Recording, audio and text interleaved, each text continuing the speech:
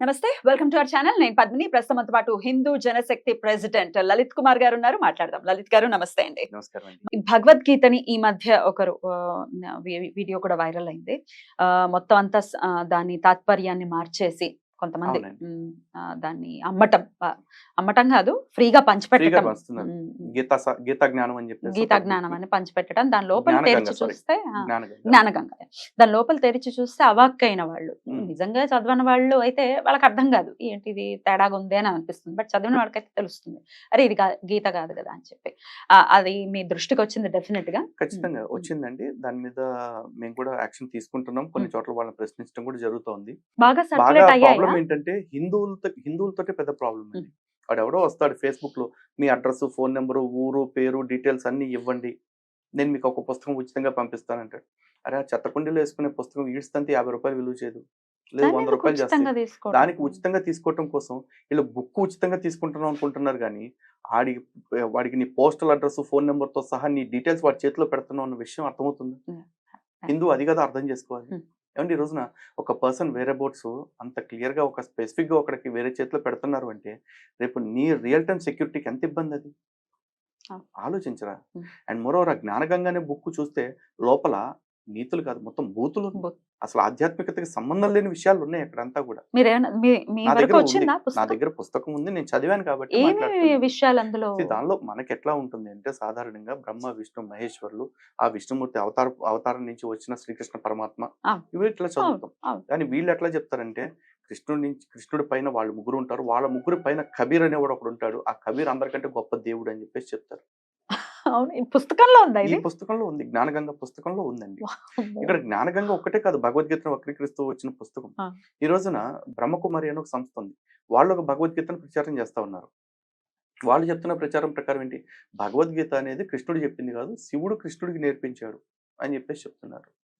అదేంటి అసలు ఎవరు కృష్ణుడు? వీళ్ళు ఏమంటారు, కొన్ని శివుడు గొప్పవాడు అంటే శివుడు గొప్పవాడే కానీ శివుడు పక్కన అమ్మవారు ఉండదట. శివుడు వాళ్ళు ఇది చేయరు, కన్సిడర్ చేయరు. శాక్తేయం గురించి కూడా కాదండి వాళ్ళ ప్రాబ్లం, శైవము శాక్తేయం కూడా కాదు, శక్తిని కన్సిడర్ చేయరు. వాళ్ళు కన్సిడర్ చేస్తారు. వాళ్ళు ఎట్లా, శంకరుడు భార్య పార్వతి, శంకరుడు భార్య పార్వతి ఎందుకంటే శంకరుడికి కామ వికారాలు ఉన్నాయి కాబట్టి స్త్రీని పొందాడు, శివుడికి వికారాలు లేవు కాబట్టి శివుడు బ్రహ్మచారి, శివుడికి ఎటువంటి వివాహాలు లేవు అంటారు. శివుడు వేరు, శంకరుడు వేరు అంటారు. కానీ ఇక్కడ ఒకటే, శివుడు అంటే లింగ రూపధారి, శంకరుడు అంటే శరీరధారి. ఇంతవరకు చూస్తే వీళ్ళు చెప్తున్న ప్రచారం అంతే అండి. వీళ్ళు చెప్తున్న ప్రచారం ఏంటంటే, శివుడు వేరు, శంకరుడు వేరు, విష్ణువు వేరు, బ్రహ్మ వేరు. ఈ బ్రహ్మ అంటే ఎవరు అంటే, వీళ్ళ ప్రజాపతి బ్రహ్మకుమారి సంస్థను స్థాపించిన దాదా లేఖరాజ్ బ్రహ్మదేవుడట. అండ్ ఇంకోటి ఏంటంటే, వాళ్ళు చెప్తున్న వర్షనే బ్రహ్మ అంటే ఎవరో కాదండి, బైబుల్లో చెప్తున్న ఆదాము బ్రహ్మదేవుడు అని చెప్పేసి చెప్పారు. వాళ్ళు పోస్టర్లు వేసుకుని ప్రచారం చేస్తారు. బ్రహ్మకుమారి సెంటర్కి ఇప్పుడు వెళ్తే వాళ్ళ దగ్గర ఉన్నాయి, నా దగ్గర ఆ బుక్స్ అన్ని ఉన్నాయి, నేను వాళ్ళ బుక్స్ అన్ని చదివిన, వాళ్ళ సాహిత్యం మొత్తం. బైబిల్లో చెప్పిన ఆదాము బ్రహ్మదేవుడు, అవ్వ సరస్వతి, ఇట్లా చెప్తున్నారు వాళ్ళు. వీళ్ళు భగవద్గీతను వక్రీకరిస్తారు. ఇదే భగవద్గీతని త్రైత సిద్ధాంత భగవద్గీత అని చెప్పేసి అంటారు. మొత్తం మనకి 700 శ్లోకాల భగవద్గీత ఉంటే అందులో 584 శ్లోకాలు కృష్ణ పరమాత్మ చెప్తే, వీళ్ళు 578 శ్లోకాలతో ఒక బుక్ ప్రింట్ చేసి ఇది త్రైత సిద్ధాంత భగవద్గీత అని చెప్పేసి చెప్తున్నారు. ఏంటుంటుంది దాంట్లో?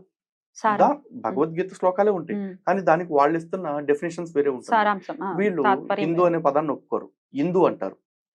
హిందూ అంటారు, హిందూ అంటే జ్ఞానము అని చెప్పేసి చెప్తున్నారు.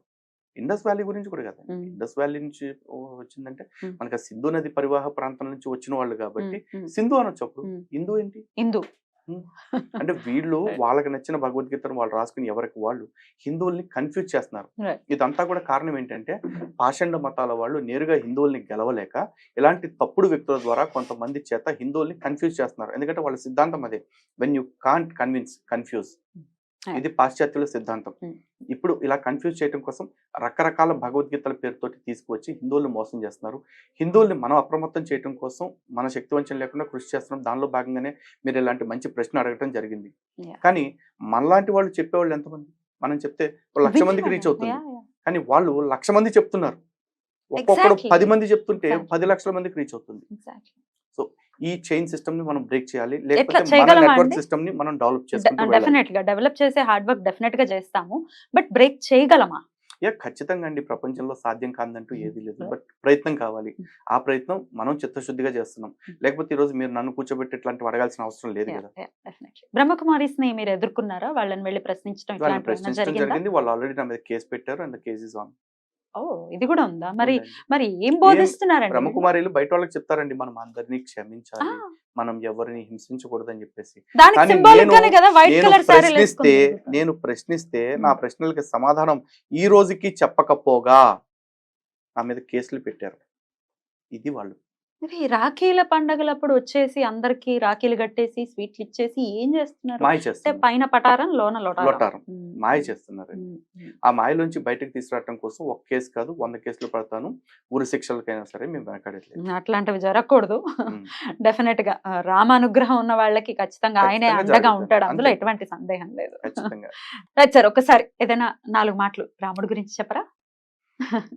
ఒకటండి, రాముడి గురించి 4 మాటల్లో మనం చెప్పడం అనేది ఊరికే ఎప్పటికీ అయ్యేది పని కాదు. ఇప్పటికే అవ్వదు. అవును, కాకపోతే మీరు ఇచ్చిన రాముడు టైంలో యా ఇది అడగాలనిపించింది. అదే చెప్పండి. ఖచ్చితంగా మీరు ఎలా ఆరాధిస్తారు ఒకసారి చెప్పండి? మీ ఆరాధన ఎలా ఉంటుంది? మనకి పూజ అది శాస్త్రం ఏమైనా మన చేసుకుంటారా? పెద్దవాళ్ళు చెప్తున్నారు ఉమ్, కదండి, ఉమ్. మాతా రామో మత్ పితా రామచంద్ర, స్వామి రామో మత్ సఖా రామచంద్ర, Right. సర్వస్వమేవో రామచంద్రో దయాళు. Right. Right. మనకి రాముడు తల్లి, రాముడి తండ్రి, రాముడు అన్న, రాముడి స్నేహితుడు, రాముడు సర్వస్వం మనకి.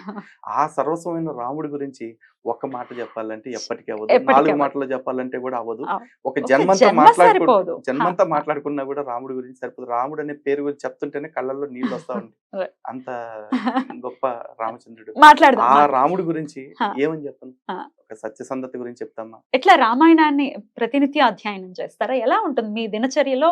లేదండి, భగవత్ ఆరాధనకి ఎంత సమయాన్ని కేటాయిస్తారు ఒకసారి చెప్పండి. భగవద్ ఆరాధన ప్రత్యేకంగా అయితే నేనైతే తక్కువేనండి. తక్కువ. ఎందుకంటే దేవాలయ దర్శనానికి నిత్యం ఏదో ఒక సమస్యల మీద వెళ్తూ ఉంటాం. అందరూ దేవాలయంలో దేవుడిని కోరికలు కోరటానికి వెళ్తూ ఉంటారు.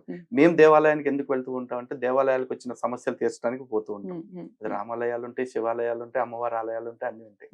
బట్ ఎన్ని గ్రంథాలు ఉన్నా అన్నిటికంటే స్పెషల్ ఏంటి అంటే ఖచ్చితంగా రామాయణమే. రామాయణం ఎందుకు అంటే రామాయణంలో మొత్తం ఆ చివర ఒక అక్షరం నుంచి చివరి అక్షరం దాకా ఏది చదువుతున్నా సరే అదో తెలియని పులకరింత. ఎన్నిసార్లు చదివినా కొత్తగానే ఉంటుంది.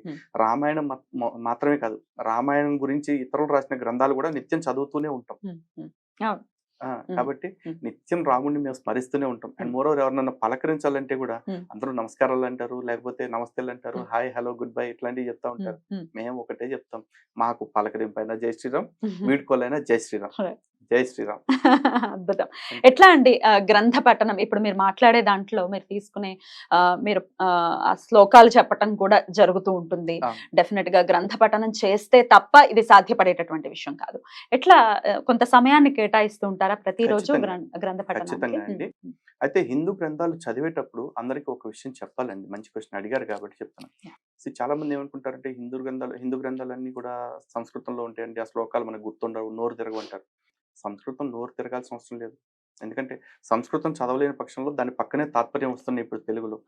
దాని తాత్పర్యం చదువుకోండి. మీరు శ్లోకాలని బట్టి పట్టాల్సిన అవసరం కూడా లేదు. దాని తత్వాన్ని అర్థం చేసుకోండి. ఆ తత్వం అర్థమైందంటే చాలు. ఎందుకంటే ఆ తత్వాన్ని అర్థం చేసుకోవటం ఎట్లా అంటారు, ఎక్కడైనా సరే రామాయణాన్ని ఒక కథలాగా చదువుకుంటూ వెళ్తున్నప్పుడు అలాంటివి వచ్చినప్పుడు ఒక్కసారి కవి హృదయాన్ని పెట్టి ఆలోచించండి, వాల్మీకి హృదయాన్ని పెట్టి ఆలోచించండి, ఎందుకు ఇలా జరిగి ఉంటుంది అని. ఎందుకంటే వాల్మీకి తన సొంత పైత్యాన్ని రాయలేదు. వాల్మీకి స్వయంగా రామాయణం జరుగుతున్న కాలంలో దాన్ని దర్శిస్తూ రాశారు. అండ్ మోరోవర్ రామాయణం మాత్రమే కాదు, ఏ హిందూ గ్రంథంలో అయినా సరే చదువుతున్నప్పుడు మీకు అట్లాంటివి అనిపిస్తే ఒకటే గుర్తుపెట్టుకోండి, సనాతన గ్రంథం చెడు చెప్పదు. ఒకవేళ ఏదన్నా చెడు సంఘటనల గురించి చూపిస్తే ఆ సంఘటన పూర్తిగా చదవండి.